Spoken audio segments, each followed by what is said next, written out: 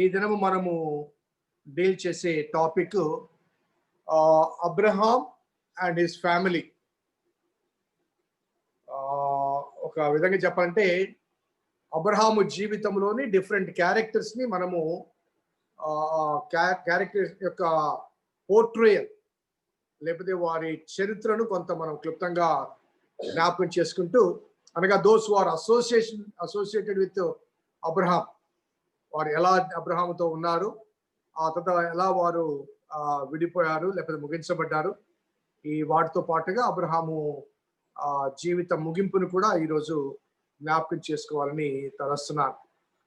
So coming to the 16th chapter, of course we already dealt 16, 17 and 18 chapters, 19 also, but so life portrayals కాబట్టి 16th chapter లో మనకు introduce చేయబడ్డ ఒక character Hagar. So అప్పటివరకు అబ్రహాము జీవితంలో లేని లేకపోతే కనిపించని ఒక క్యారెక్టర్ హాగరు. ఆ హాగరు కూడా ఎవరు ఇంట్రడ్యూస్ చేశారంటే అబ్రహాం ఓన్ వైఫ్, అబ్రహాం యొక్క సొంత భార్య. ఆ 16వ అధ్యాయము మొదటి 2 వచనాల్లో ఆమెకు ఐగుప్తీయురాలైన ఒక దాసి ఉండెను అంటూ నా దాసితో పొమ్ము అని అబ్రహాముకు తానే ఆఫర్ చేస్తుంది. So it was purely a plan of Sarah. దాని వెనక దేవుని ప్రణాళిక కానీ దేవుని ఉద్దేశం కానీ లేకపోతే అబ్రహాం యొక్క కోరిక కానీ మనకు కనిపించదు. అండ్ ఆ హాగరు అబ్రహాము జీవితంలో ప్రవేశించే సమయానికి అబ్రహాం వయసు 85. ఈ ఏజెస్ ఒక్కసారి మీరు జ్ఞాపకం పెట్టుకోండి. అబ్రహాం వయసు 85. సో ఇష్మాయేలు జన్మించే సమయానికి అబ్రహాం వయసు 86, 85 and 86. సో వృద్ధాప్యం వచ్చినప్పటికీ కూడా మరి హాగర్ ద్వారా బిడ్డలు కలగగలిగిన లేకపోతే బిడ్డలు పొందగలిగిన స్థితిగతులు, శారీరక స్థితిగతులు అబ్రహాము జీవితంలో ఉన్నాయి అని మనం భావించడానికి అవకాశం ఉంది. ఎందుకంటే he was 85 when Hagar conceives a babe. So ఇక్కడ ఈ హాగరు ఇష్మాయేలు వీరి జీవితాన్ని మనం గమనిస్తే, ఎప్పుడైతే హాగరు గర్భవతి అవుతుందో ఇమీడియట్ గా యజమానురాలు ఆమెకు కొంత హీనంగా కనిపిస్తుంది. ఎందుకంటే ఆమె గర్భవతి అయింది కాబట్టి. తద్వారా షారాయిని ఆమె అవమానకరంగా చూడడం, ఎగతాళిగా చూడడం, అది షారా భరించలేకపోవడం, ఇమీడియట్ గా ఆ షారా ఆమెను హింసించడం, తద్వారా ఆమె అరణ్యానికి పారిపోతుంది. సో ఆ పారిపోయిన సమయంలో దేవుని దూత ప్రత్యక్షమై, ఎక్కడి నుంచి వస్తున్నావు, ఎక్కడికి వెళ్తున్నావు, ఎక్కడి నుంచి వస్తున్నావు, ఎక్కడికి వెళ్తున్నావు అంటే, ఇట్లా నా యజమానురాలు నన్ను బాధపరిచింది, అందుకే నేను వెళ్తున్నా అంటే, నీవు మళ్ళీ వెనక్కి వెళ్ళి నీ యజమానురాలు చేతి కింద అణిగి ఉండు, నీ సంతానాన్ని గొప్ప చేస్తాను అనే ఆ మాటలు 16వ అధ్యాయంలో మనకు కనబడతాయి. సో ఎందుకు హాగరును దేవుడు వెనక్కి పొమ్మన్నాడంటే, హాగరు గర్భములో పెరుగుతున్నది అబ్రహాం యొక్క సీడ్. దేవుడు అబ్రహామునకు వాగ్దానం చేశాడు కాబట్టి, ఆ వాగ్దాన పుత్రుడు షారాయ్ ద్వారా జన్మించడానికి దేవుని ప్రణాళిక ఉన్నప్పటికీ కూడా హాగరులో ఉన్నటువంటి సంతానం లేకపోతే ఆ విత్తనం అనేది మరి అబ్రహాము నుంచి కలిగింది కాబట్టి, దేవుడు అబ్రహామును పిలిచినప్పుడు ఆ 12వ అధ్యాయంలో ఇచ్చిన ఆ వాగ్దానం, నీ ద్వారా అనేక జనాంగములు దీవించబడతాయి అని ఆ వాగ్దానము నెరవేర్చబడటానికి ఆ హాగరును తిరిగి వెనక్కి వెళ్ళమని చెప్పారు. ఒకవేళ ఆ సమయంలో హాగరు అలాగే వెళ్ళిపోయింటే ఆమె అబ్రహాము కుటుంబములో తన కుమారుని కని ఉండేది కాదు. మరి పుట్టినవాడు ఇస్మాయిల్ సంతానంగా పిలువబడి ఉండేవాడు కాదు. ఆ సంతానము ఒక సపరేట్ రేస్ గా అనగా గుర్తింపు లేని ఒక జనాంగముగా వెళ్ళే అవకాశాలు ఉన్నాయి. సో కాబట్టి అది హాగరు వెనక్కి రావడానికి కలిగిన కారణం. అది వెనక్కి రావడం అనేది దేవుని ప్రణాళిక. అనగా హాగరు అబ్రాహాము జీవితంలో ప్రవేశించడం అనేది దేవుని ప్రణాళిక కాదు. అది శారా యొక్క ఆలోచన, అది అబ్రహాం యొక్క ఆలోచన కూడా కాదు. కానీ శారా మాట విన్నాడు తను. మరి తిరిగి వెనక్కి పంపించడం అనేది అది తప్పనిసరిగా దేవుని ప్రణాళిక. ఎందుకంటే అబ్రహాము సీడ్ హాగరులో ఉంది కాబట్టి దేవుడి వాగ్దానం నెరవేర్చబడటానికి ఆమెను వెనక్కి పంపించడం అనేది జరుగుతుంది. అలాగే అబ్రహాం కూడా 17వ అధ్యాయం 18వ వచనంలో అబ్రహాం కూడా ప్రార్థన చేస్తాడు. ఇస్మాయిలు పుట్టిన తర్వాత 17వ అధ్యాయం 18వ వచనంలో అబ్రాహాము ఇస్మాయేలు నీ సన్నిధిని బ్రతుకను అనుగ్రహించుమని దేవునితో చెప్పగా, దేవుడు నీ భార్య అయిన శారా నిశ్చయముగా నీకు కుమారుని కన్ను, నీవతనికి ఇస్సాకు అని పేరు పెట్టుదువు, అతని తర్వాత అతని సంతానం కొరకు నిత్య నిబంధనగా నా నిబంధనను అతనితో స్థిరపరచెదను. ఇస్మాయిలును గూర్చి నీవు చేసిన మనవి నేను వింటిని. ఇదిగో నేను అతని ఆస్వాదించి అతనికి సంతానాభివృద్ధి కలగచేసి అత్యధికముగా అతని విస్తరింపచేసేదను. అతడు 12 మంది రాజులను కనును, అతన్ని గొప్ప జనముగా చేసేదను. అయితే వచ్చు సంవత్సరము ఈ కాలమందు శారా నీకు కనబో ఇస్సాకుతో నా నిబంధన స్థిరపరచదని చెప్పాను. సో అబ్రాహాం ప్రార్థన చేశాడు. ప్రార్థన చేసినప్పుడు దేవుడు ప్రార్థన ఆలకిస్తూ నా నిబంధన మాత్రం ఇస్సాకుతోనే, next year by this time you will have a babe. ఇస్సాకు శారా గర్భంలోంచి జన్మిస్తాడు, నెక్స్ట్ ఇయర్ ఈ టైంకి ఉంటాడు. బట్ స్టిల్ ఇస్మాయిల్ కూడా నీ సంతానం కాబట్టి ఇస్మాయిల్ కూడా గొప్ప జనాన్ని చేస్తాను, అతడు 12 మంది రాజులను కంటాడు, అతన్ని ఆశీర్వదిస్తాను అంటూ మరి ఆ దేవుడు ఇద్దరి గురించి స్పష్టంగా తెలియజేస్తాడు. ఇస్మాయిల్ ఆశీర్వదిస్తాను, బట్ ఇస్సాకు అనగా శారై ద్వారా కలగబోయే ఆ సంతానము మరి వాగ్దాన సంతానముగా ఏర్పాటు చేయబడుతుంది. సో ఈ సమయంలో the basic difference between these two, Ismail కానీ ఇస్సాకును కానీ కలిగిన ఒక బేసిక్ డిఫరెన్స్ ఏంటంటే, ఇస్మాయిల్ జన్మించే సమయానికి అబ్రహాము సున్నతి పొంది ఉండలేదు. ఆ 18వ అధ్యాయంలోనే 25, 26, 27 వర్షాల్లో గమనిస్తే అబ్రాహాము ఇస్మాయిల్ ఇద్దరు కూడా ఒకే దినమందు సున్నతి పొందుతారు. అనగా ఇస్మాయిల్ అనే ఆ వ్యక్తి అబ్రహాము సున్నతి పొందక ముందు పుట్టినవాడు. సున్నతి దేనికి సాదృశ్యం అంటే అబ్రహాము ఒక ఆ తర్వాతి తరముల వారికి నిబంధన గుర్తు అది.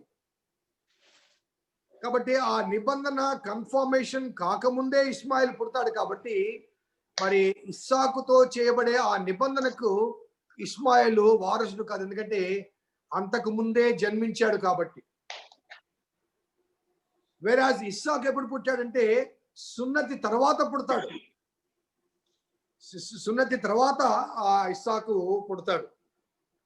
ఆ తర్వాత వీరిద్దరి గురించి మనము జ్ఞాపకం చేసుకుంటే రోమీలకు రాసిన పత్రిక 4వ అధ్యాయంలో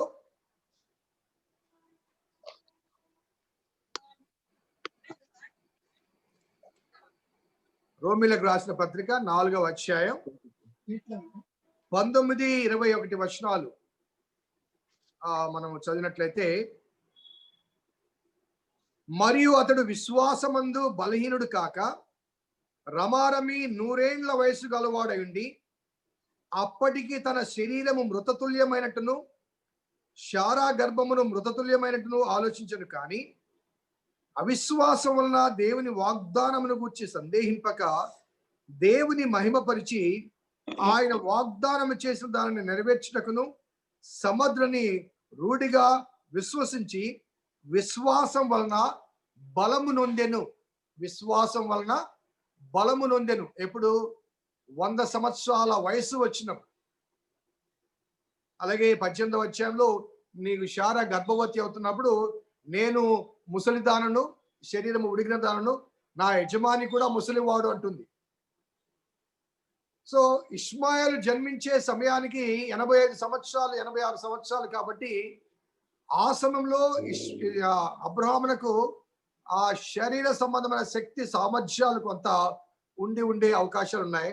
వేరస్ ఇస్సాకు జన్మించే సమయానికి మరి నిండు ఆ ముదుసలి వయసులోకి వచ్చేస్తారు.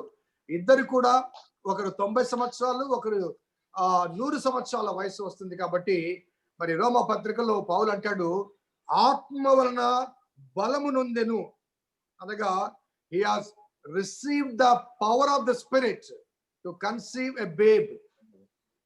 ఇంకొక మాటలో చెప్పాలంటే గలతీయులకు రాసిన పత్రికలోనే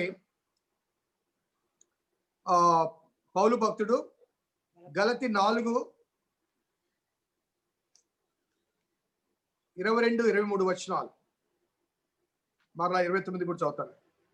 4వ అధ్యాయం 22-23 వచనాలు. దాసి వలన ఒకడును, స్వతంత్రాలి వలన ఒకడును, ఇద్దరు కుమారులు అబ్రాహామును కలిగిరని వ్రాయబడినది కదా. ఆయనను దాసి వలన పుట్టినవాడు శరీర ప్రకారముగా పుట్టెను. అంటే 85 సంవత్సరాల వయసులో అబ్రాహాము హాగరు ద్వారా ఒక కుమారుడికి జన్మనిచ్చాడంటే పాలు ఏమంటే శరీర ప్రకారముగా జన్మించెను అనగా ఆ వయసులో దేవుడు అనుగ్రహించిన ఆ శరీర సంబంధమైన శక్తి శరీరానుసారముగా జన్మించెను, శరీరం వలన జన్మించెను అంటూ దాని కంటిన్యూషన్ లో స్వతంత్రాలి వలన పుట్టినవాడు వాగ్దానం బట్టి పుట్టెను. సో ఇద్దరి జననాన్ని గురించి ఆ డిఫరెన్స్ పాల్ స్పష్టంగా తెలియజేస్తున్నాడు. ఇష్మాయేలు శరీర సంబంధమైన శక్తిని బట్టి, అబ్రాహాం యొక్క ఫిజికల్ స్ట్రెంగ్త్ ని బట్టి, ఫిజికల్ కెపాసిటీని బట్టి, ఫిజికల్ పాసిబిలిటీని బట్టి ఇష్మాయేలు జన్మించాడు. వేరే ఇస్సాకు జన్మించే సమయానికి అబ్రహాము ఆ శక్తి సామర్థ్యాలు కోల్పోయాడు, ఆత్మ బలాన్ని పొందాడు. అందుకే 29వ వచనంలో, గలతీ 4:29 వచనంలో, శరీరమును బట్టి పుట్టినవాడు ఆత్మను బట్టి పుట్టిన వాడిని ఏలాగు హింస పెట్టునో ఇప్పుడునో అలాగే జరుగుతున్నది. శరీరమును బట్టి పుట్టినవాడు ఆత్మను బట్టి పుట్టిన వాడిని ఎలాగూ హింసించను. మనకు తెలుసు ఆ ఇస్సాకు పుట్టిన తర్వాత 21వ అధ్యాయంలో ఇస్సాకును పరిహసించడం, ఇస్మాయిలు హింసించడం మనకు కనబడుతుంది. కాబట్టి ఆ విషయాన్ని తెలియచేస్తూ పాల్ స్పష్టంగా అంటాడు, శరీరం వలన పుట్టినవాడు ఆత్మ వలన పుట్టిన వాడిని హింసించాడు. అంటే స్పష్టంగా ఈ ఇద్దరి యొక్క జననానికి ఆ డిఫరెన్సెస్ మనం గమనిస్తే, మొదటి డిఫరెన్స్, ఇష్మాయేలు సున్నతి సంస్కారము అనుగ్రహించబడ ముందు పుట్టాడు. అనగా ఆ వాగ్దానం, అబ్రాహాముకి ఇచ్చిన వాగ్దానం కన్ఫర్మేషన్ కాకముందే ఇష్మాయేలు పుట్టాడు. కాబట్టి వాగ్దానానికి వారసుడు కాదు. సో ఆల్సో అబ్రహాము ఇష్మాయేలుకు జన్మనిచ్చే సమయానికి 86 సంవత్సరాలు. కాబట్టి he has certain physical capacity. కాబట్టి శరీర మూలముగా జన్మించాడు అని పాల్ అంటాడు. వేరే ఇస్సాకు జన్మించే సమయానికి he lost his physical ability.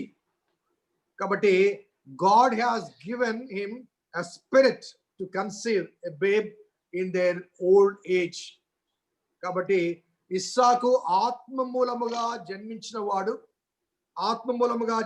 వాడు కాబట్టి అతడు ఆ వాగ్దాన సంతానముగా మరి దేవుడు ఏర్పాటు చేశాడు. ఇంకొక మాటలో చెప్పాలంటే, ఇస్సాకు అనేవాడు అబ్రహాము యొక్క లేకపోతే శారా యొక్క భౌతిక శక్తి సామర్థ్యాల ద్వారా పుట్టినవాడు కాదు. ఇస్సాకు దేవుడు ఆ సమయంలో అనుగ్రహించిన శక్తి సామర్థ్యాల బట్టి పుట్టినవాడు. కాబట్టి ఆ వాగ్దానం చేసిన ఆ దేవుడే ఆ బిడ్డ జన్మకు కావలసిన శక్తిని సామర్థ్యాన్ని అనుగ్రహించాడు అని మనం భావించడానికి అవకాశం ఉంది. సో ఆ తర్వాత ఇస్మాయిల్ యొక్క ఆ భవిష్యత్తు మనము జ్ఞాపకం చేసుకుంటే, ఇస్మాయిల్ జన్మించే సమయానికి 86 సంవత్సరాలు. అలాగే ఇస్సాకు జన్మించే సమయానికి 100 సంవత్సరాలు. సో ఈ 100 సంవత్సరాలుగా ఇస్సాకు జన్మించే సమయానికి ఇష్మాయేలు వయసు 14 సంవత్సరాలు. ఓకే, 21వ అధ్యాయం 8వ వచనం గమనిస్తే, ఆ పిల్లవాడు పెరిగి పాలు విడిచెను. ఇస్సాకు పాలు విడిచిన దినమందు అబ్రాహాము గొప్ప విందు చేసెను. అప్పుడు అబ్రాహామునకు ఐగుప్తురాలైన హాగరు కన్న కుమారుడు పరిహసించుట శారా చూచి ఈ దాసిని వెళ్ళగొట్టుమని అంటుంది. కాబట్టి అబ్రాహామునకు ఇస్సాకు జన్మించే సమయానికి ఇష్మాయేలు వయస్సు 14 ఏళ్ళు. శారా పాలు మాన్పించే సమయానికి, అనగా 1 సంవత్సరం కావచ్చు, లేకపోతే మరి ఆ కాలంలో 2 సంవత్సరాలు కావచ్చు. ఎందుకంటే ఏకైక కుమారుడు శారాకి జన్మించాడు కాబట్టి ఇక మరలా సంతానం కలిగే అవకాశం లేదు. కాబట్టి ఎక్కువ కాలం, ఒకవేళ 2 సంవత్సరాలు పాలు ఇచ్చింది అని భావించిన ఆ సమయానికి అబ్రహాము వయసు 102, ఇస్మాయిల్ వయసు 15 సంవత్సరాలు, 16 సంవత్సరాలు. ఈ వయసు బాగా గుర్తుపెట్టుకోండి, ఎందుకంటే నేను ఈ ఆర్డర్ తెలియచేస్తున్నా. 85 సంవత్సరంలో హాగరు కన్సీవ్ అవుతుంది. 86లో, అనగా అబ్రహాం యొక్క 86లో ఇస్మాయిల్ జన్మిస్తాడు. 99 సంవత్సరాల వయసులో శారా కన్సీవ్ అవుతుంది. 100 సంవత్సరాల వయసులో శారా ఇస్సాకును కంటుంది.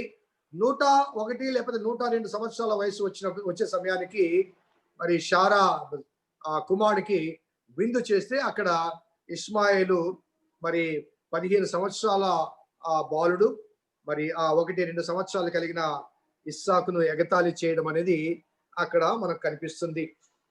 సో ఇక్కడ తిరిగి మరలా ఇదే సమస్య. శారా మరలా అబ్రహాం మీద సనుగొనడం.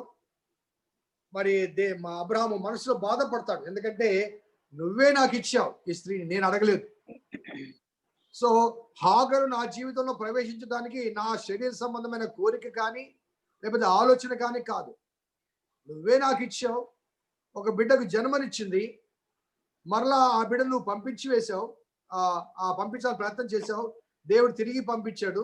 ఇప్పుడు మరలా ఆ బిడ్డ గురించి నన్నెందుకు ప్రశ్నిస్తున్నావు? నీ చేతిలో ఉంది, నీ ఇష్టం వచ్చినట్టు చేసుకో అంటే ఆ దాసిని వెళ్ళగొట్టు అంటాడు. ఆ రాత్రి వేళ అబ్రహాం బాధపడుతుంటే దేవుడు స్వయంగా దర్శనమిచ్చి, నువ్వు నీ భార్యన శారా మాట విని హాగర్ని పంపించి వేసే. మరి అప్పుడు వెనక్కి పంపించిన దేవుడు, అనగా హాగరు గర్భవతిగా ఉన్నప్పుడు వెనక్కి వెళ్ళమని దేవుడు, హాగరు జన్మనిచ్చిన తర్వాత ఆ 15 సంవత్సరాల ఆ పసిబాలుని వెంట తీసుకున్నప్పుడు అప్పుడు వెళ్ళిపోమని చెప్తాడు దేవుడే స్వయంగా, పంపించి వేయమంటాడు. దానికి కారణం ఏంటంటే, హాగరు గర్భవతిగా ఉన్నప్పుడు ఆమె వెళ్ళిపోయింటే ఆ పుట్టిన ఇస్మాయేలు అబ్రహాము సంతానం అయినప్పటికీ ఆమె బయట ఎక్కడో ఐగుప్తులో జన్మనిచ్చేది. ఆ తర్వాత ఐగుప్తీయుడిగా పెరిగి ఉండేవాడు. కానీ ఇప్పుడు అబ్రహాము ఇంట్లో జన్మ జరిగింది, అబ్రహాము సున్నతి చేశాడు, అబ్రహాము కుమారుడుగా 14-15 సంవత్సరాలు పెరిగాడు. కాబట్టి అబ్రహాము సంతానముగా అతనికి ఆ పేరు కానీ, లేకపోతే ఇందాక నేను చెప్పాను అబ్రహాం ప్రార్థన చేస్తాడు కదా ఇస్మాయిల్ కూడా దీవించమని, ఆ దీవెన చొప్పున ఇస్మాయిల్ నుంచి 12 మంది రాజులు వస్తారు అని ఆ దీవెన నెరవేర్చబట్టానికి ఇస్మాయిల్ను హాగర్ని వెనక్కి పంపించడం. ఆ జన్మించిన తర్వాత ఈ 14 సంవత్సరాల తర్వాత ఈ సపరేషన్ ఎందుకు కలిగిందంటే, వారిద్దరి మధ్య క్లాషెస్ రాకూడదు. ఎందుకంటే ఆల్రెడీ గొడవలు స్టార్ట్ అయినాయి. దానివల్ల అనవసరమైన హెడ్ఏక్ ఎవరికి వస్తుంటే అబ్రహాములకు వస్తుంది. తద్వారా ఇష్మాయేలు ఇస్సాకు మధ్య ఒక విధమైన విభేదాలు, ఆ 2 జాతుల మధ్య విభేదాలు వచ్చే అవకాశాలు ఉన్నాయి. కాబట్టి అది దేవుని సంకల్పం కాదు. ఎందుకంటే దేవుడు అబ్రహాము సంతానాన్ని దీవిస్తానన్నాడు కాబట్టి ఆ దీవెనలో ఇష్మాయేలు కూడా ఉన్నాడు కాబట్టి, ఇష్మాయేలు కూడా దీవించబడాలి కాబట్టి వేరుగా పంపించబడటానికి దేవుడు అక్కడ ఆజ్ఞ ఇవ్వడం జరుగుతుంది. సో ఆ తర్వాత 21వ అధ్యాయంలో 9 నుంచి 21 వాక్య భాగంలో హాగరు పంపించి వేయడం, హాగరు తన కుమారుని తీసుకొని వెళ్ళడం, అక్కడ ఆ కుమారుడు దాహంతో చచ్చిపోతుంటే ఆ ఎడారిలో ఆ చిన్నవాడిని ఒక పొదచాటున ఉంచేసి దూరంగా ఉండి ఎలుగెత్తి దుఃఖిస్తూ ఉంటుంది. అక్కడ చిన్నవాడు అనే మాట పదే పదే కనిపిస్తుంది చాలాసార్లు. ఒకసారి నేను చదువుతాను చూడండి. 16వ వచనం. ఈ పిల్లవాని చావు నేను చూడలేననుకొని వింటి వేత దూరం వెళ్ళి అతనికి ఎదురుగా కూర్చుండెను. ఆమె ఎదురుగా కూర్చుండి ఎలుగెత్తి ఏడ్చెను. దేవుడు ఆ చిన్నవాని మొరను వినను. అప్పుడు దేవుని దూత ఆకాశం నుండి హాగరు పిలిచి, హాగరు నీకేమి వచ్చినది, భయపడకము. ఈ చిన్నవాడున్న చోట దేవుడు వారి స్వరము విని ఉన్నాడు.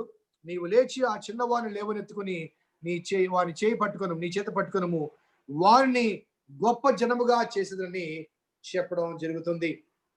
మరి ఇక్కడ చిన్నవాడు అని చెప్పబడ్డ ఈ ఇస్మాయిల్ వయసు ఎంత తెలుసండి? 15 సంవత్సరాలు.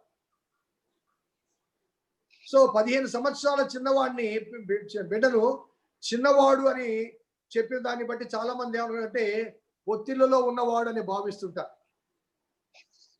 సో అబ్రహాము ఆ పిల్లవాడిని పంపించినప్పటికీ ఇస్మాయిల్ వయసు 15 సంవత్సరాలు.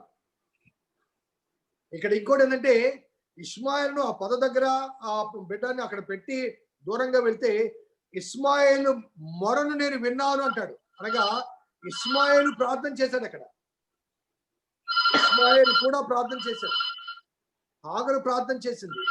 అందుకే ఆ చిన్నవాని మొరను నేను విన్నాను. ఆ చిన్నవాడు అనే ఆ భావన రావడానికి గల కారణం బహుశా హాగరికి మరొక సంతానం లేదు, అట్ ద సేమ్ టైం ఉన్నది ఏకైక కుమారుడు కాబట్టి అల్లారు ముద్దుగా పెంచుకుంటూ వచ్చాడు కాబట్టి ఆయన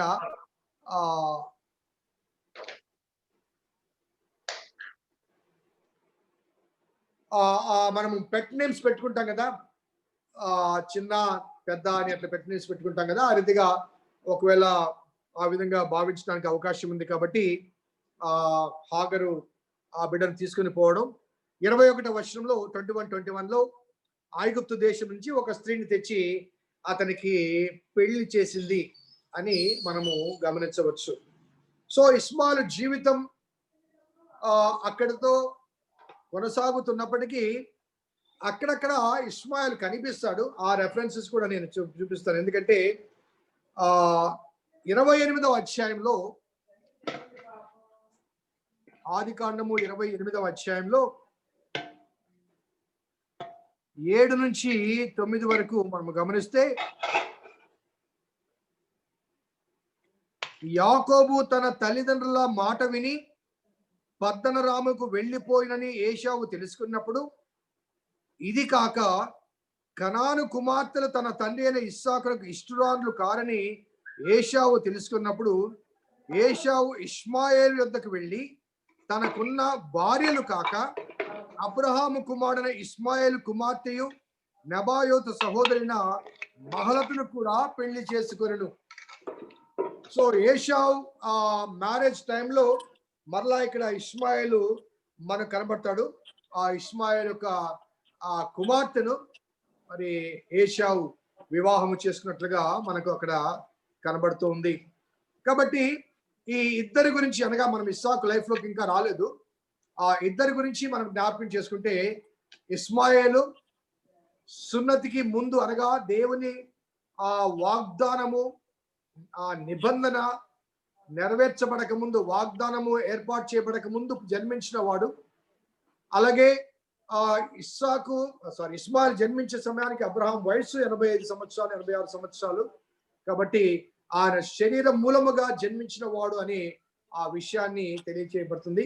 వేరాజ్ ఇస్సాకు మరి షారా అబ్రహాములు ఇద్దరు బలము ఉడిగిపోయి వృద్ధులైపోయి వృద్ధాప్యంలో ఉన్న సమయంలో దేవుడు తన ఆత్మ శక్తిని అనుగ్రహించి he revives their strength so that they may give birth to a new baby.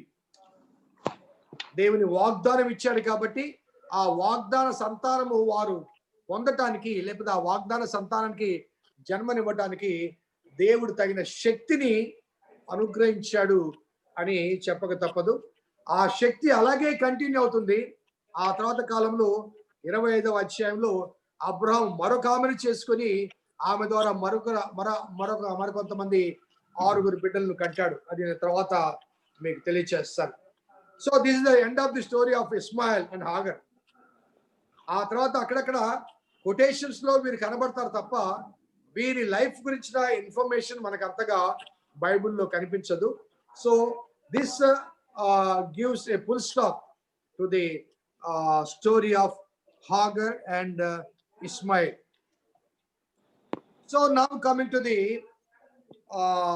life of Isaac. Sarah, Isaac వీళ్ళిద్దరి గురించి మనం జ్ఞాపకం చేసుకుంటే 21వ అధ్యాయంలో దేవుడు దర్శనమిచ్చి ఆమె ద్వారా మరి ఒక కుమారుని కనడం, ఆ కుమారుడు కనే సమయానికి అబ్రహాం వయస్సు దాదాపు 100 సంవత్సరాలు ఉంటుంది. ఆ 100 సంవత్సరాల తర్వాత సమయంలో ఇస్సాకు జన్మించడం కానీ, ఆ జన్మించిన తర్వాత అబ్రహాము విందు చేయడం కానీ, ఆ విందు చేసిన అనుభవాలు మనం జ్ఞాపకం చేసుకుంటాం. ఆ తర్వాత 22వ అధ్యాయంలో ఇస్సాకు మనకు బహిర్గతంగా కనిపిస్తాడు. ఆ 22వ అధ్యాయంలో ఆ సంగతులు జరిగిన తర్వాత దేవుడు అబ్రహామును పరిశోధించెను. ఎట్లనగా ఆయన అబ్రామా అని పిలువగా ఆయన చిత్తం ప్రభు అనెను. అప్పుడు ఆయన, నీకు ఒక్కడైన నీ కుమారుని అనగా నీవు ప్రేమించు ఇస్సాకును తీసుకొని మోరియా దేశమునకు వెళ్ళి అక్కడ నీతో చెప్పబో పర్వతములు ఒకదాని మీద దహన బలిగా అతన్ని అర్పించమని చెప్పెను. తెల్లవారినప్పుడు అబ్రహాము లేచి వెళ్తాడు. సో ఈ వాక్య భాగాన్ని కొద్దిగా మనము పరిశీలన చేస్తే ఇక్కడ వాడబడిన మాట అంటే ఈ సంగతులు జరిగిన తర్వాత అనగా హాగరు ఇష్మాయిలు వెళ్ళిపోయిన తర్వాత అబ్రాహామునకు మిగిలింది ఎవరంటే శరీరము ఉడిగిన షారాయి, ఆ ముదుసలి వయసులో జన్మించినటువంటి ఇస్సాకు. సో ఆ ఇస్సాకు గురించి ఇక్కడ ఏమంటే నీకు ఒక్కగానొక్క కుమారుడు, అదే రీతిగా నీవు ప్రేమించిన అనగా ఇస్మాయిల్ వెళ్ళిపోయాడు కాబట్టి అబ్రహాముకు ఉన్నది ఇస్సాకు మాత్రమే. ఆ ఇస్సాకు మాత్రమే కాబట్టి ఇస్సాకును అధికంగా ప్రేమిస్తున్నాడు. ఆ ఇస్సాకును నీ ఒక్క కొడుకు నీవు ప్రేమించిన వాడిని నేను చూపించు దేశమునకు వెళ్ళి అక్కడ ఒక పర్వతం మీద బల్యర్పణ గావించాలి అని చెప్పడం అనేది మనకు కనబడుతుంది. సో ఇక్కడ వాడిన ఒక పదం ఏంటంటే పరిశోధించను అనే మాట వాడబడింది. పరిశోధించను అంటే ఇన్వెస్టిగేషన్. సో గ్రీకు భాషలో పరిశోధన అనే ఈ మాటలకు పైరస్మోస్ అనే గ్రీక్ పదము same word was used. Temptation or testing, ఈ రెండింటికి మీనింగ్ వేరే ఉన్నప్పటికీ ఒకే పదాన్ని వాడారు కాబట్టి కాంటెక్స్ట్ని బట్టి ఆ పదాల యొక్క భావాన్ని మనము అర్థం చేసుకోవాలి. అనగా టెస్ట్కి లేకపోతే టెంప్టేషన్కి ఉన్న డిఫరెన్స్ ఏంటంటే టెంప్టేషన్ అంటే ఇట్ హ్యాస్ ఎ నెగటివ్ కనోటేషన్. మన ఇంట్లో పని మనిషి పనిచేస్తుంటుంది. సో ఆమె ఊడుస్తున్నప్పుడు అక్కడ ఒక బంగారు రింగు కనపడుతుంది. సో ఆ రింగు కనపడినప్పుడు ఆ పని మనిషిలో ఒక శోధన కలుగుతుంది, దాన్ని తీసుకుందాం ఎవరు చూడడం లేదు కదా అని. ఎగ్జాంపుల్ కోసం నేను చెప్తున్నా. మనకు చాలా మంది ఫెయిత్ఫుల్ సర్వెంట్స్ ఉంటారు, దట్స్ ఎ డిఫరెంట్ కేస్. కానీ ఒక శోధన కలుగుతుంది, ఎవరు లేరు కదా, పడవేసుకున్నారు ఒక రింగ్ కానీ లేకపోతే ఒక కరెన్సీ కానీ అక్కడ పడినప్పుడు వారు ఆ విధంగా టెంప్ట్ అయ్యే అవకాశాలు ఉన్నాయి. కానీ టెస్ట్ అంటే ఎలా కాదు. మన చాలా మంది టీచర్స్ కాబట్టి టీచర్స్ తెలుస్తుంది. బిడ్డలకు పరీక్షలు పెడతారు, టెస్ట్ పెడతారు. ఆ టెస్టులు పెట్టిన తర్వాత ఆన్సర్ స్క్రిప్ట్స్ ని టీచర్స్ ఎవాల్యుయేట్ చేస్తారు. ఆ ఎవాల్యుయేట్ చేస్తున్నప్పుడు టీచర్ ప్రధానంగా దేని కొరకు వెతుకుతుందంటే ఆ క్వశ్చన్ పేపర్లో ఎక్కడైనా తప్పు జరిగిందా, ఎక్కడైనా పొరపాటు రాశారా, ఆ తప్పులకు బట్టి మార్కులు తగ్గించాలి కాబట్టి తప్పుల కోసం టీచర్ ఎక్కువగా చూస్తారు. అతను ఎంత బాగా రాసినప్పటికీ కూడా మార్కులు కోత వేయాలంటే కంపల్సరిగా టీచర్ వాంట్స్ సర్టన్ మిస్టేక్స్. కాబట్టి ఆ టెస్ట్లో టీచర్ చేసే దాన్ని investigating the answer scripts to find out any faults, any mistakes in that paper. కాబట్టి అబ్రహాముని ఇక్కడ దేవుడు ఇన్వెస్టిగేట్ చేశాడు, పరిశోధించను అనగా before finalising his promise. This was the final episode. Abraham జీవితంలో అనేక అప్స్ అండ్ డౌన్స్ వచ్చాయి. దేవుడు ప్రామిస్ చేస్తూ ఉన్నాడు, జరుగుతూ ఉన్నాయి. కానీ ఫైనలైజేషన్, ఫైనల్ కన్ఫర్మేషన్ దేవుడు ఇవ్వకముందు whether he is perfect or not, అనగా perfect to be receive promise అనే ఆ విషయంలో ఇన్వెస్టిగేట్ చేశాడు అని మనం భావించాలి. అందుకే ఇక్కడ గ్రీక్ లో పదము ఒకటైనప్పటికీ కూడా ఇక్కడ ట్రాన్స్లేటర్స్ ఈ సంగతులు జరిగిన తర్వాత దేవుడు అబ్రహామును పరిశోధించను అనే మాట అక్కడ వాడబడింది. సో ఆ పరిశోధనలో భాగంగా దేవుడు ఏం చెప్తాంటే, నీవు ప్రేమించిన వాడు అండ్ యువర్ ఓన్లీ సన్, ఆయన తీసుకుని వెళ్ళి మోరియా దేశానికి వెళ్ళి నేను చూపించు పర్వతం మీద అతని బల్యర్పణ దహన బలిగా అర్పించాలి అంటాడు. నేను చూపించు పర్వతం.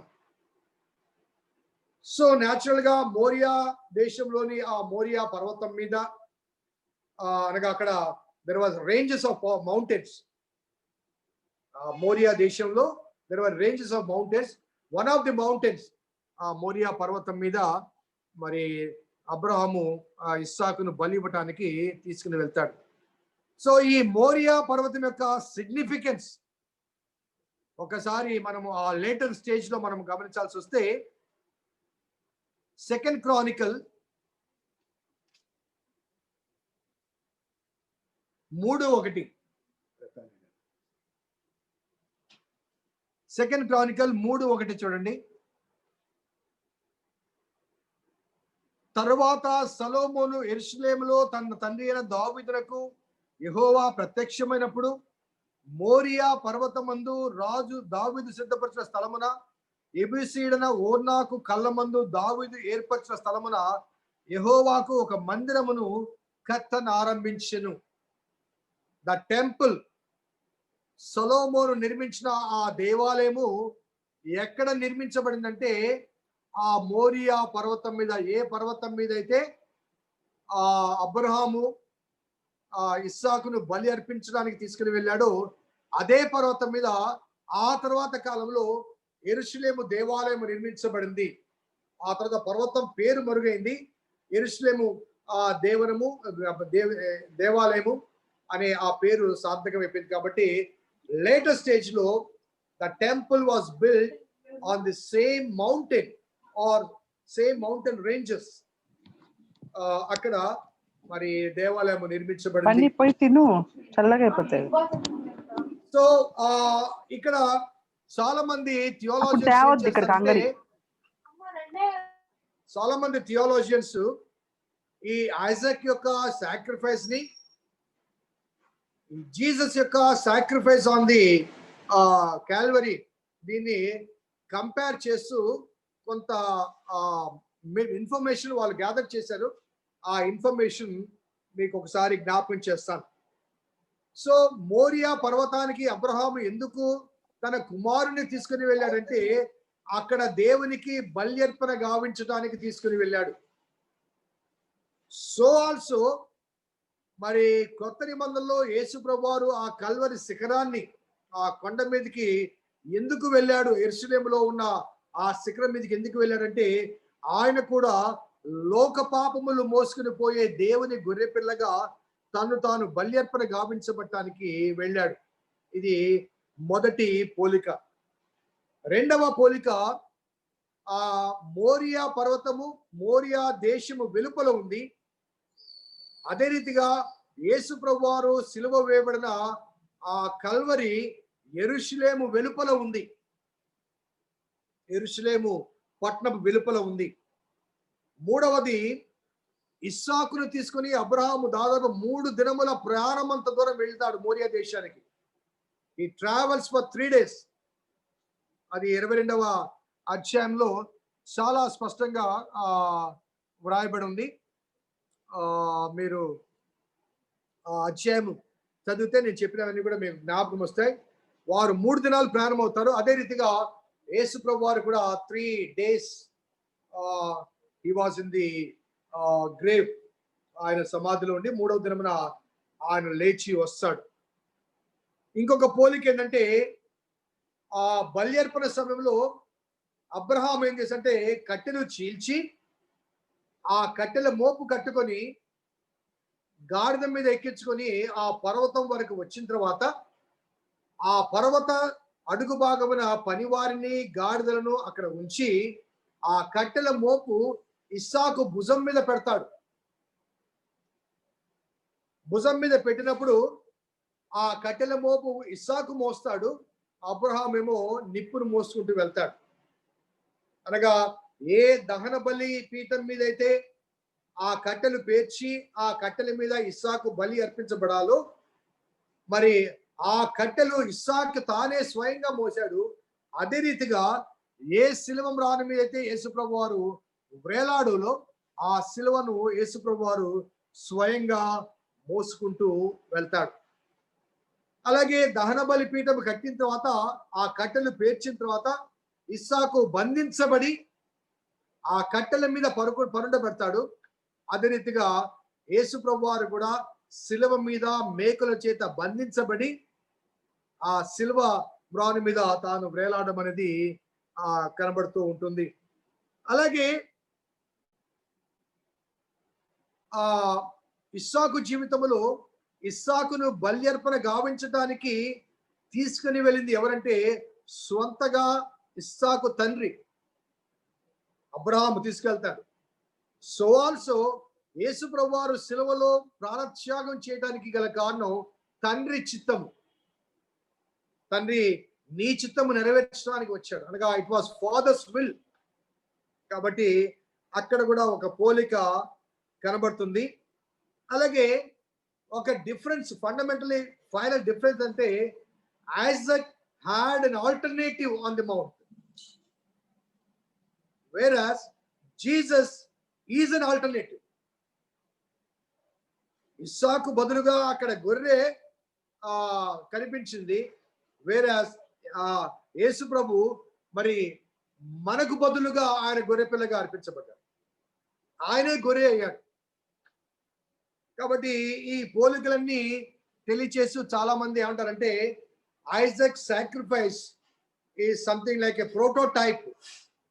యేసు ప్రభు వారు చేయబోయే ఆ కార్యానికి అది ముంగుర్తుగా ఉంది అని చెప్పడానికి ప్రయత్నం చేస్తారు. సో ఇక్కడ ఒక స్టడీ అనగా ఒక రెలవెన్స్ ఒకసారి మనము జ్ఞాపకం చేసుకోవాలి. సో అబ్రహాము విశ్వాసం అక్కడ పరీక్ష చేయబడింది. ఆ విశ్వాసంలో పరీక్ష చేయబడ్డప్పుడు అబ్రహాము విజయం సాధిస్తాడు. విజయం సాధించడానికి గల కారణం ఏంటంటే, అబ్రహాముకున్న ఏకైక సంతానము, అబ్రహాము అతిగా ప్రేమించిన, where there was no other alternative, where there was no other son, he was the only beloved sun.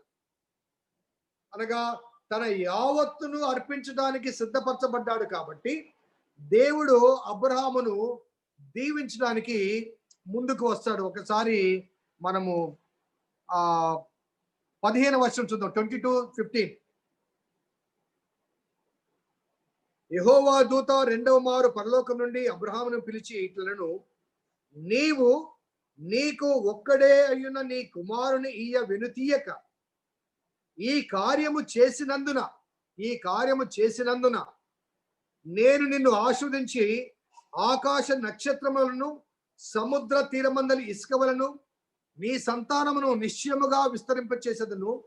నీ సంతతి వారు తమ శత్రువుల గవినిగా స్వాధీనపరుచుకుందురు, మరియు నీవు నా మాట వినినందున భూలోకములోని జనములన్నీ నీ సంతానం వలన ఆశీర్వదించబడను, నాతోడని ప్రమాణము చేయుచున్నానని యెహోవా సెలవిచ్చనని దూత చెబుతుంది. కాబట్టి అరే ఫైనల్ గా అబ్రహాం యొక్క టెస్ట్ ఆఫ్ ఫెయిత్, విశ్వాస పరీక్షలో he has submitted everything. దేవుడు తనకు ఆ వృద్ధాప్యంలో అనుగ్రహించిన దేవుని శక్తి ద్వారా, ఆత్మశక్తి ద్వారా కలిగించబడిన ఆ కుమారుణ్ణి తిరిగి అర్పించడానికి, he was the only beloved son, నీ ఒక్కనాడు కుమారుడు, నీవు ప్రేమించిన కుమారుడు. కాబట్టి అబ్రహాము విశ్వాసులకు తండ్రి అయ్యాడు. ఇక్కడ మనము ఎగ్జామిన్ చేసుకోవాల్సిన ఒక విషయం ఏంటంటే, రక్షణ అనేది విశ్వాసము ద్వారా కృపచేతనే కలుగుతుంది. సో అబ్రహాము విశ్వాసులకు తండ్రి ఎందుకంటే he has expressed his faith by offering everything what he had. ఆయన కలిగిన సమస్తాన్ని అర్పించడానికి అబ్రహాం సిద్ధపడ్డాడు. మరి మన సమర్పణ ఎలా ఉంది ఒకసారి మనం ఆలోచించాలి. నేను చర్చ్లో 3 విషయాలు చెప్తుంటాను. God has given us 3 T's. ఒకటేమో God has given us the time, రెండవది టాలెంట్స్, మూడవది ట్రెజర్స్. సో విశ్వాసము మన వ్యక్తీకరణలో అబ్రహాం ఏ రీతిగా సమస్తాన్ని సమర్పించాడో, మరి ఆ వారసులుగా మనము ఏమి సమర్పిస్తున్నాం, ఎలా సమర్పిస్తున్నాం, ఒక చిన్న సెల్ఫ్ స్టడీ చేసుకుందాం. సో టైం, సో అబ్రహాము తన సమస్తాన్ని ఇచ్చాడు. మరి దేవునికి ఇవ్వవలసిన సమయంలో ఎంత సమయాన్ని మనము దేవునికి ఇస్తున్నాం? కేవలం ఆదివారం నాడు 1 గంట 2 గంటలు మాత్రమే గడపగలుగుతున్నామా, లేకపోతే అనుదినము దైవ ధ్యానములు గడుపుతున్నామా? God has given us the time. కొంతమంది తల్లి గర్భంలోంచి బయటికి రాకముందే కళ్ళు మూస్తున్నారు, కొంతమంది బాల్య వయసులోనే, కొంతమంది యవ్వన దశలోనే. కానీ దేవుడు మనకి చాలా మందికి అనగా 50 సంవత్సరాలు ఇచ్చాడు, 60 సంవత్సరాలు ఇచ్చాడు, 70 సంవత్సరాలు ఇచ్చాడు, 80 సంవత్సరాలు ఇచ్చాడు. ఇంకా కొంతమంది 85 సంవత్సరాల పైన ఉన్నారు. God has given us a lot of time, in which how much time we are giving to God in return. కనీసం దశమ భాగం మనం లెక్క వేసుకున్నా కానీ ఎంత సమయాన్ని ఒక రోజులో దేవుని కొరకు మనం ఇవ్వాలో ఒకసారి మనం ఆలోచించాలి. So we have so many excuses. ఒక వర్షం పడితే గుడికి రాలేం, ఎండలు ఎక్కువైతే గుడికి రాలేం, చలి ఎక్కువైతే గుడికి రాలేం, అలసిపోతే గుడికి రాలేం. దేవుని సన్నిధి, దేవుని ఆలయం అనేది it is an optional for us. For most of us it is an optional, compulsory కాదు, మ్యాండేటరీ కాదు. ఎందుకంటే ట్రెడిషనల్ గా సండే గుడికి పోవాలి కాబట్టి పోతున్నాం, వస్తున్నాం. కానీ మరి what we are doing in the presence of God, we need to అనగా సంఘానికి, ఆలయానికి వెళ్ళడం అనేది we need to educate our self, equip ourselves so that we may be acceptable in his kingdom. That is the reason why we are going to the temple. ఆయన రాజ్యంలో ఆయన చేత మనము మరి అనుమతించబడే రీతిగా, స్వాగతించబడే రీతిగా ఎక్విప్ కావాలి, ఎడ్యుకేట్ కావాలి, సిద్ధపరచబడాలి. Church is nothing but a training centre for us. So equipping place అది. వధువుగా సిద్ధపరచబడాలి. ఎఫెసీ పత్రికలు అంటాడు, ఆయన వాక్యము చేత ఆయన వధువును సిద్ధపరిచాడు, ఉదక స్నానం జరిగించాడు అంటాడు. వాక్యము చేత ఉదక స్నానం అనగా దేవుని వాక్యము చేత మనము ఉదక స్నానము జరిగించబడి పవిత్రురాలైన కన్యకగా క్రీస్తు ఎదుట మనము నిలబెట్టబడాలి. So how much time we are giving? దేవుడిచ్చిన మన ఆయుష్కాలంలో ఎంత సమయాన్ని ఆయనకు మనము ఇవ్వగలుగుతున్నాం ఒకసారి మనం ఆలోచించాం. అలాగే మన ట్రెజర్స్ విషయంలో మలాకి 3:10లో నా మందిరములో ఆహారం ఉన్నట్లు 10వ భాగం అంతయు నా మందిరము నిధిలోనికి తీసుకుని రండి అంటూ ఆయన ఏమంటే, దీని చేసి మీరు నన్ను శోధించినడల. సో చాలా మంది, దాదాపు 60 to 70% of the Christians following అననీయ సపర్య లాగా దశమ భాగాలు దొంగతనం చేయడం, దేవునికి ఇవ్వాల్సినవి ఇవ్వకుండా పోవడం, మనం ఇచ్చినా ఇవ్వకపోయినా దేవునికి ఒరిగేదేం లేదండి. మనం ఇస్తే దేవుణ్ణి గొప్ప చేయలేం. మాసిరమని భక్తుడు చెప్పిన మాట నేను ఎప్పుడు చెప్తుంటాను. ఆయన ఎప్పుడు అంటాడు ఏమంటే, దేవునికి ఇచ్చి దేవుణ్ణి మనం గొప్ప చేయలేం. కానీ దేవునికి ఇచ్చడం ద్వారా దేవుని దృష్టిలో మనం గొప్పవాళ్ళం అవుతాం. It is not how much we are giving, with what heart we are giving. కాబట్టి చాలా మంది ఆస్తులు సమకూర్చుకోవడంలో వారికి ఉన్న ఆసక్తి, ఆ ఆస్తిని అనుగ్రహించిన దేవుని పట్ల ఫెయిత్ఫుల్నెస్, ఆ సిన్సియారిటీ చూపించాలి అన్న విషయంలో చాలా మంది వెనకబడి ఉన్నారు.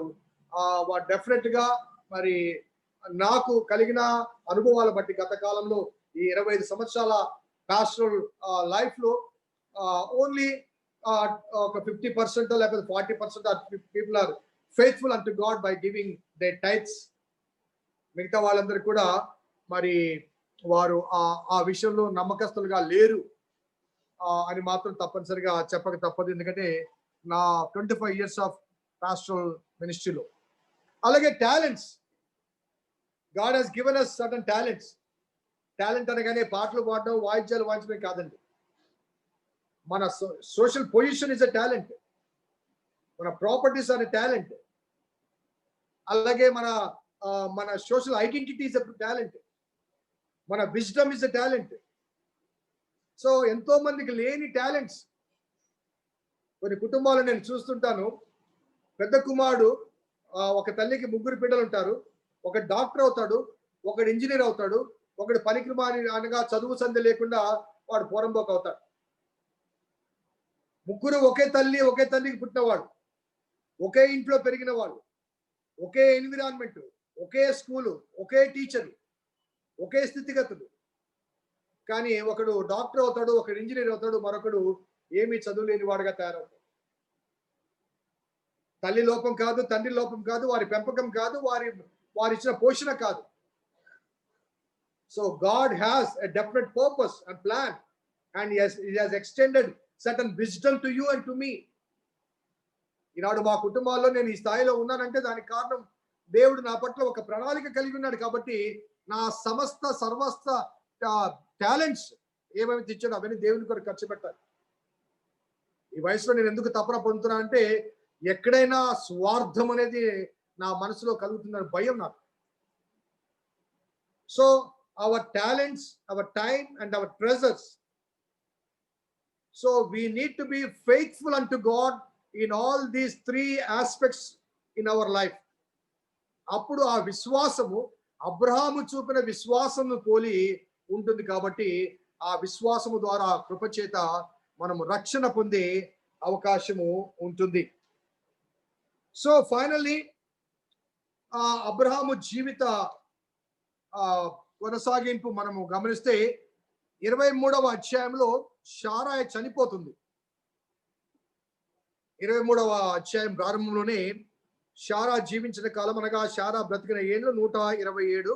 శారా కనాను దేశమందున హెబ్రోన్లో కిరియతర్బాలో మృతి పొందెను. అప్పుడు అబ్రాహాము శారా నిమిత్తం అంగలార్చాడు. ఆ తర్వాత 3వ వచనంలో హేతు కుమారులను చూచి, మీ మధ్య నేను పరదేశినిగాను పరవాసినిగాను ఉన్నాను. మృతి పొందిన నా భార్య నా కన్నులెదుట ఉండకుండా ఆమెను పాతిపెట్టుటకు మీ తావున నాకొక శ్మశాన భూమిని స్వాస్థ్యముగా ఇయ్యుడనగా, హేతు కుమారులు, అయ్యా నీవు మా మాట వినుము, నీవు మా మధ్యన మహారాజువై ఉన్నావు. మా శ్మశాన భూమిలో అతి శ్రేష్టమైన దాని యందు మృతి పొందిన నీ భార్యను పాతిపెట్టుము. నీవు మృతి పొందిన నీ భార్యను పాతిపెట్టకు మాలో తన శ్మశాన భూమిని ఈయనొల్లని వాడు ఎవడు లేడని అబ్రాహాముకు ఉత్తరం ఇచ్చాడు. సో ఇక్కడ అబ్రాహాము తన భార్యను పాతిపెట్టడానికి బరియల్ గ్రౌండ్ గురించి ఒక చాప్టర్, కంప్లీట్ గా చాప్టర్ ని అలాట్ చేశారు. 23వ అధ్యాయం అంతా కూడా శారాయి మరణము, ఆమె యొక్క ఫ్యూనరల్ విషయం గురించే రాయబడింది. So there was a bargaining. Abraham అక్కడ స్థానికంగా నివసిస్తున్నటువంటి హేతు కుమారులతో బార్గెనింగ్ అవుతుంది. వాళ్ళేమో ఉచితంగా తీసుకోమంటారు. అబ్రహామేమో నాకు ఉచితంగా వద్దు, నేను డబ్బులు పెట్టి కొనుక్కుంటానంటాడు. ఆఖరికి దాదాపు 400 తులముల వెండి చేసి ఇచ్చి అబ్రాహాము అక్కడ బరియల్ గ్రౌండ్ ని కొంటాడు. ఎవరి దగ్గర కొంటాడు, ఎందుకు కొంటాడు అంటే 2 కారణాలు. ఒకటి, కనాను అబ్రాహామునకు వాగ్దానం చేసినప్పటికీ ఆ కనాను దేశాన్ని ఇంకా స్వతంత్రించుకోలేదు. ఆ కనాను దేశం ఎప్పుడు స్వతంత్రించబడుతుందంటే మోషే కాలంలో ఐగుప్తులోంచి బయటకు వచ్చిన తర్వాత. ఎందుకో గత కాలంలో నేను చెప్పాను 15వ అధ్యాయంలో దేవుడు 450 సంవత్సరాలు వారు ఐగుప్తులో పరవాసిగా వెళ్తారు. ఆ తర్వాతనే వస్తారు. ఎందుకంటే అమోరీల అక్రమము ఇంకా కంప్లీట్ కాలేదు అంటూ దేవుడు ఆపుతాడు. సో కాబట్టి ఆ సమయానికి దేవుడు కనాను అబ్రాహామునకు వాగ్దానం చేసినప్పటికీ ఆ భూమి కనాన్ అబ్రాహామునకు ఇవ్వబడలేదు.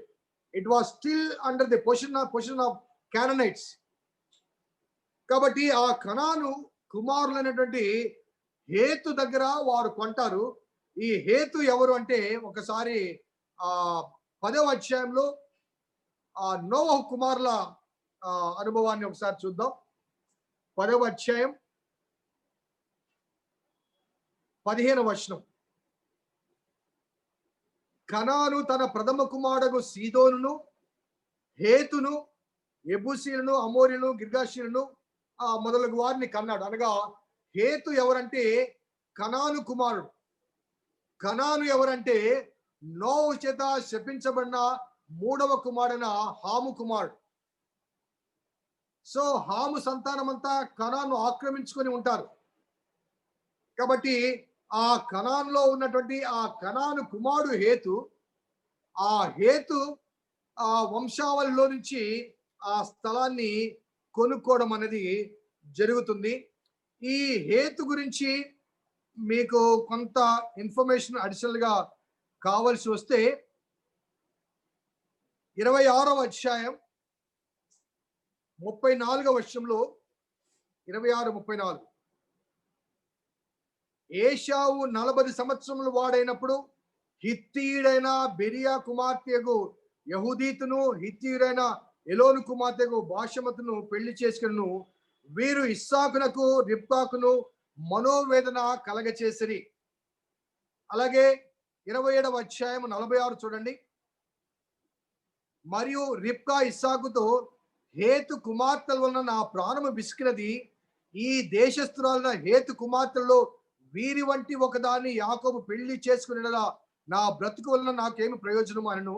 28వ వచనంలో అధ్యాయం 1వ వచనంలో ఇస్సాకు యాకోబును పిలిచి, నీవు కనాను కుమార్తెల్లో ఎవతను పెళ్లి చేసుకొనకూడదు.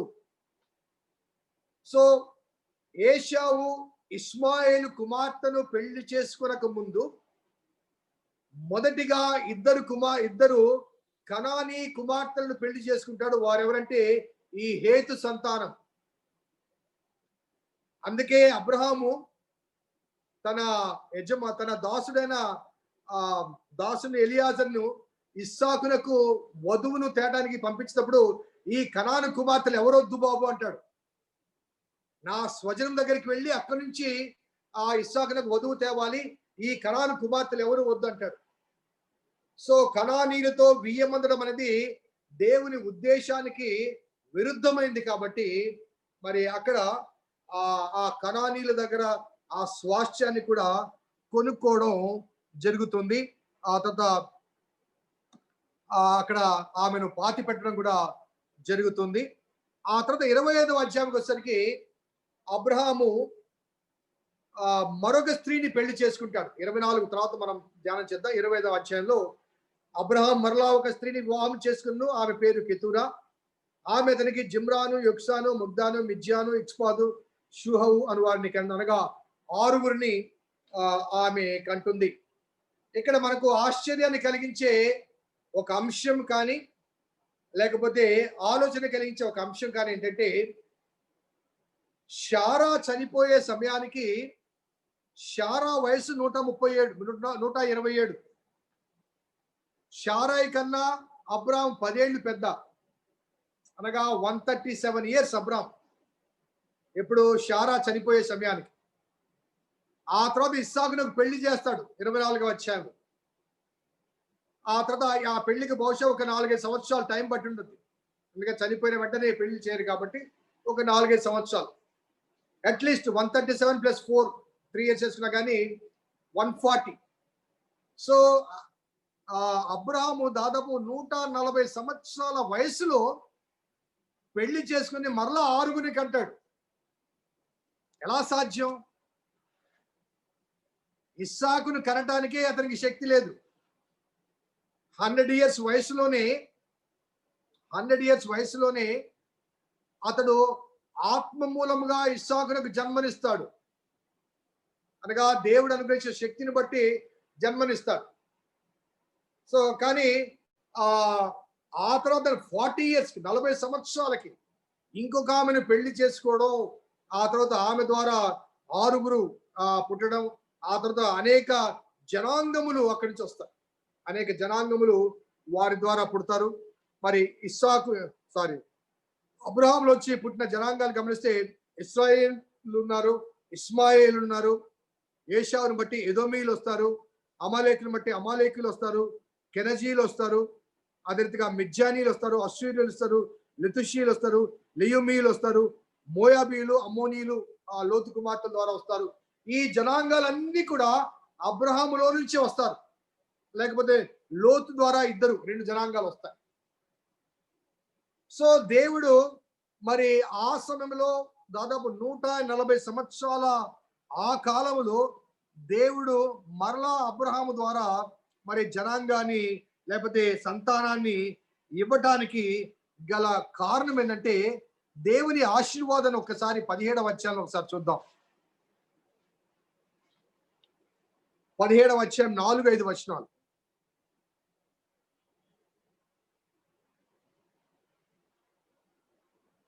అబ్రాహాము సాగిలపడి ఉండగా దేవుడు అతనితో మాట్లాడి, ఇదిగో నేను నియమించిన నా నిబంధన నీతో చేసి ఉన్నాను. నీవు అనేక జనములకు తండ్రి వగుదువు, మరియు ఇక మీదట నీ పేరు అబ్రాహాము అనబడదు. నిన్ను అనేక జనములకు తండ్రినిగా నియమించిన కనుక నీ పేరు అబ్రాహాము అని అనబడదు. అలాగే 20వ వచనం చూడండి. ఇస్మాయిల్ గూర్చి నీవు చేసిన మనవి నేను వింటిని. ఇదిగో నేను అతను ఆశ్రదించి అతనికి సంతానాభివృద్ధి కలగజేసి అత్యధికంగా అతని విస్తరింపచేసేది. అతని 12 మంది రాజులు కనును, అతను గొప్ప జనముగా చేతును. అయితే వచ్చు సంవత్సరం నాకు ఈ కాలం ముందు శారా నీకు కనబోవు ఇస్సాకుతో నా నిబంధన స్థిరపరచదని చెప్పాను. సో అబ్రహామును పేరును మార్చినప్పుడు, అబ్రహాము పేరును అబ్రహాముగా మార్చినప్పుడు దేవుడు చెప్పిన మాట ఏంటంటే, నీ పేరు ఇక మీదట అబ్రహాము కాదు, ఎందుకంటే నీవు అనేక జనాంగములకు తండ్రి అవుతావు. సో అనేక జనాంగములు అన్నప్పుడు డెఫినెట్ గా there should be another race and so many races besides Israelites.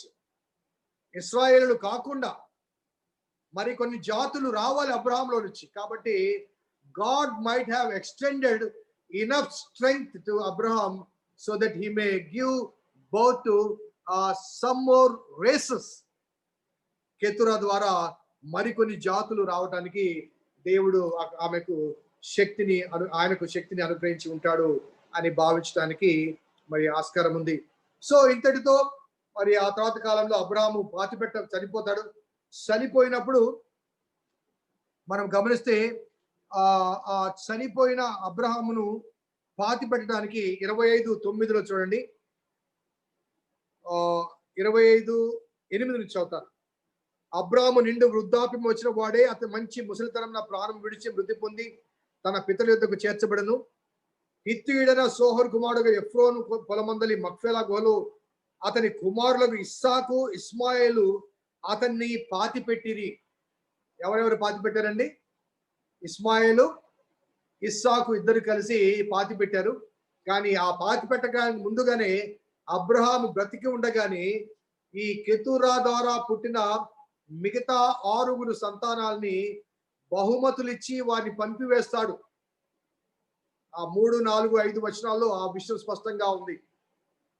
ఇస్సాకునకు స్వాస్థ్యాన్ని ఇచ్చి ప్రాపర్టీని ఇచ్చి మిగతా 6 కుమారులను కెతురా ద్వారా పుట్టిన 6 కుమారులకు బహుమతులు ఇచ్చి వారిని దూరంగా పంపివేస్తారు. ఆ దూరంగా పంపివేయబడ్డ 6లో ఒకరు మిజ్జాను, ఆ మిద్యాను ద్వారా మిద్యానీయులు వచ్చారు.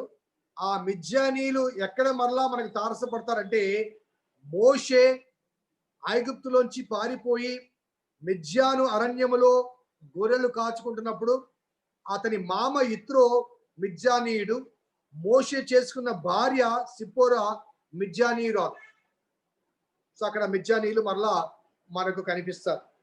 So this is the end of the story of Abraham, Sarah, Hagar and Ishmael. And next week Isaac స్టోరీని మనము డీల్ చేద్దాం. ఏమైనా డౌట్స్ ఉంటే అడగొచ్చు. చూపిస్తారండి ఎవరిని పెళ్ళిళ్ళకి అబ్రహాం వీళ్ళందరూ చెప్పండి. ఓకే, సునీత ప్రార్థన చేయమా.